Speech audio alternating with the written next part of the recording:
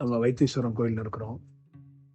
இந்த இடத்துக்குள்ள நம்ம எப்படி நிற்கிறோம் அப்படின்னா, ஆல்ரெடி ஒரு 2-3 நாளாவே சூரியனை தலையில கவுத்து வச்ச மாதிரி தான் நம்ம சுற்றிக்கிட்டு இருக்கோம்.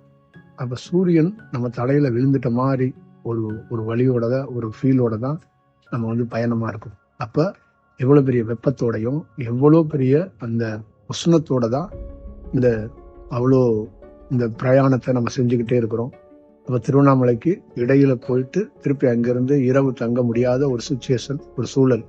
அப்போ ரொம்ப நாளி திருவண்ணாமலையில நம்மளால இருக்க முடியாத ஒரு சுச்சுவேஷன். 1 மணி நேரம், 2 மணி நேரம், 4 மணி நேரம் இருக்க வேண்டிய சூழல் மட்டும்தான் இருக்கு. அதற்கு நம்மளுடைய பருவ மாற்றம் ஒரு காரணமா இருக்கு. அப்ப இந்த மாதிரி ஒரு சூரியனை தலையில தூக்கி சுமந்துக்கிட்டு பயணம் பண்றது அப்படிங்கிறது ஒவ்வொரு தியானம் பண்றவனுக்கும் பெரிய வடிவமா இருக்கும். இது நாம டிசைட் பண்றது இல்லை, நம்ம கையில ஒண்ணும் கிடையாது. அவ்வளவுதான், அப்படியே போய்கிட்டே இருக்க வேண்டியது. சரி, பார்க்கலாம்.